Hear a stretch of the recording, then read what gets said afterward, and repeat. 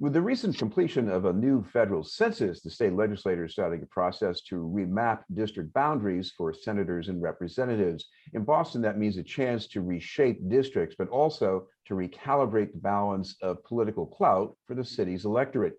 That could especially matter in the second Suffolk Senate District, where the incumbent for the last 12 years, Sonia Chang-Díaz, recently announced her candidacy for governor in 2022. With some thoughts on the process and the politics is the founder and director of the New Democracy Coalition, Kevin Peterson. Thank you very much for being with us, Kevin. Thank you for having me, Chris. Kevin, before we get to the way things are currently in the second Suffolk District, talk about the history. For a long time in Boston, we thought of this as either the Roxbury District or the Black District. It's not totally accurate, but people have a historic sense almost about the mission of this district. How would you define that? Well, I think that's a great way to start. The mission of the district as it relates to redistricting is one which included our efforts towards equity, particularly for Black residents within the city of Boston, Black voters and Black people who live in the Roxbury, Dorchester, Mattapan area. In 1974, an historic election was held in the wake of a bruising redistricting process in the early 70s that allowed for Senator Bill Owens to be elected. That district was specifically designed and composed, outlined across or down the spine, so to speak, of Blue Hill Avenue in Boston, which included the majority minority Black neighborhoods, the majority Black neighborhoods, Mattapan, Dorchester, Roxbury, and even going into the South End. That was historic. And it was important in the wake of the census because the census triggers reapportionment, and a reapportionment compels us to draw district lines evenly in terms of population. The reapportionment process also compels us to look at race as a factor in terms of ensuring that communities of interest, in our case, the Black community in Boston, to make sure those communities of interest are protected and allowed not only equal protection, but equal access in terms of our democracy. So this district, the second Suffolk District, which Sonia Chang-Díaz now holds and who will leave soon, is critical in this current redistricting process. It's a process that started in earlier this spring and will conclude with new district maps that articulates the district policy in terms of the drawings of districts that range from the congressional level to the state Senate level and to the state rep level. I've been particularly interested in engaging in this process, as I did 10 years ago, to ensure that African Americans are allotted opportunities to elect the candidate of their choice. That candidate would likely be African Americans, although in the city of Boston, there have been outliers to that, where communities such as East Boston and the first Suffolk District, which is Dorchester and South Boston, have elected people of color in a majority white district. But the legacy of the reapportionment narrative in the city of Boston has been that African Americans and people of color elect people of color in particular. So we're engaged in this effort around redistricting because there are no African Americans, no Blacks in the state Senate now, and it's important to have that electoral diversity expressed within that august policy-making body. This has been the case since the last time the seat changed hands, which was in the fall of 2008. And that was when Diane Wilkerson was the incumbent. Aside from the many factors that led to that outcome, what about the state of the district, the map of the district? Because that was a factor here as well. Because this wasn't just a Roxbury district anymore. It had most of Jamaica Plain, had some pieces, I think, of Rosendale in it, and and most of the South End. So how did Yes. that happen? Well, it happened during the 2000 redistricting process, and this is why it's so important for all of us to pay careful attention in terms of this process. It's kind of like watching paint dry, but it's very critical. The realignments or the drawings of districts. In some ways, they're the DNA. It's the DNA structure, so to speak, of our democracy, because it's a telltale sign to how we vote and how the vote is being expressed in raw political power through elections. The Suffolk District was split in 2000 under the design and particularly the aegis of Diane Wilkerson, who I believe was on the redistricting committee. I think it was designed. It was split in order to expand the voter influence of African Americans into two distinct different districts. I'm sorry, the first Suffolk District and the second Suffolk District. In some ways, that design or that calculation, in my estimate, has backfired, where it has split the African American vote or voting power into two districts, the second Suffolk District and the first Suffolk District, and weakened the power generally in terms of representation in the Senate more generally. There are no African Americans in the Senate. There have not been any African Americans in the Senate since 2000.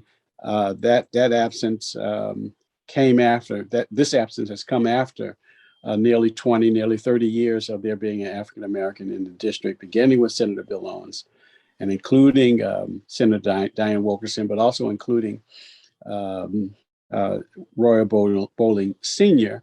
And then, of course, in the second Suffolk, we had Senator Forey in office to represent that community of interest, the Black community.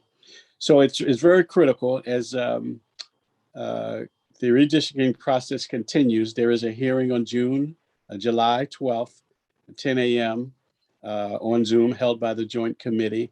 I encourage your viewers and everyone who's listening to sign up for that hearing and testify via Zoom.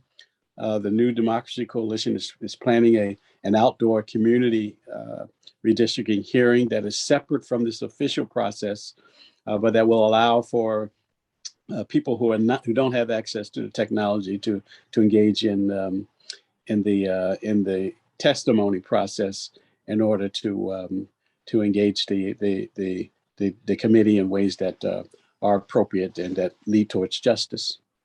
Kevin, Sonia Chang-Díaz, she's a person of color, multilingual, steadfast progressive, and a real champion of education funding being boosted by the state. That sounds like a pretty good portfolio, but how would a Black senator be better for the district? Well, I think a Black senator would be better to the degree that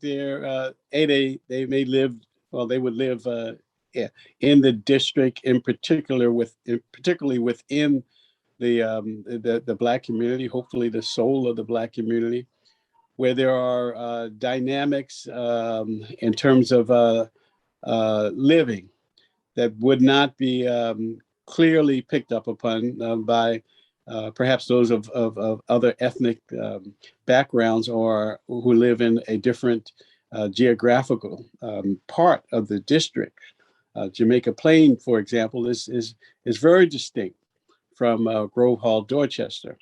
There are issues that relate to healthcare and education and public safety that are critical, that create a dynamic community of interest within the Black community that are not easily gleaned by other candidates who historically have not lived in those districts or who historically do not visit or engage in those districts in ways that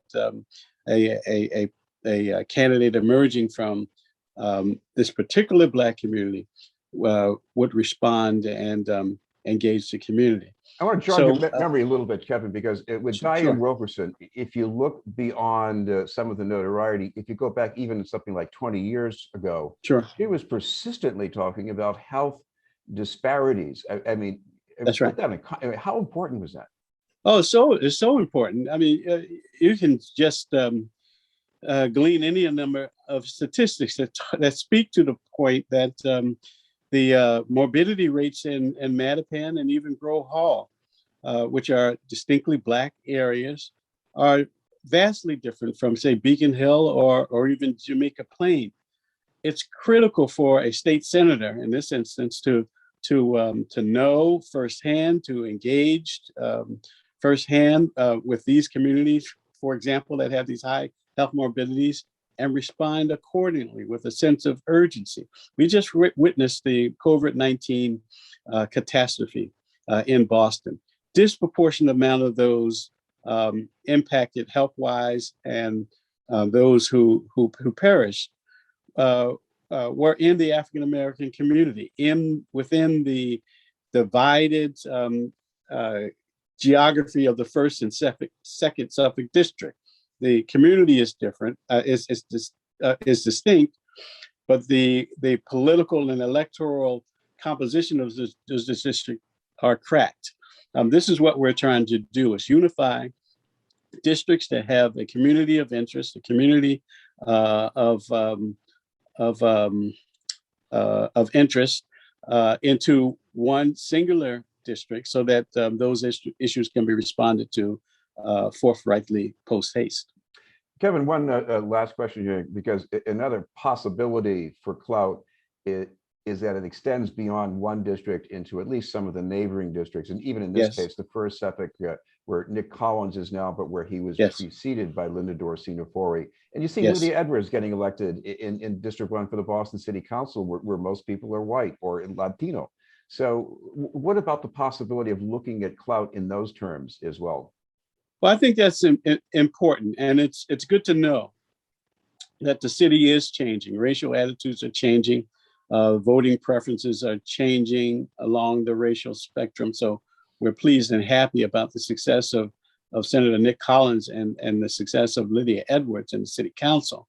But yet we also must be mindful that protecting a historically disenfranchised community, the Black community, is paramount in this redistricting effort. And in my mind, nothing else is more important than ensuring that there is a African American seat, diversity in the state house, not only in Boston, but there's opportunities perhaps in Springfield. There's enough opportunity in Boston, let me go back, to say that 2 or maybe even 3 majority-minority districts can be created, or 2, let me say, 2 majority-minority district can be created aside from a strongly situated African American Senate district. So opportunities abound, even as we experience the diversity and change and demography shifts within the city of Boston, and how that reflects to voting. We must be mindful during this redistricting period, which comes only every 10 years. We must be mindful to protect those who are vulnerable and whose needs are excruciating. A state senator who is familiar, who is grounded in the communities, who experiences every day as they walk through the community, the pains and the opportunities for the community. That type of representation is very important.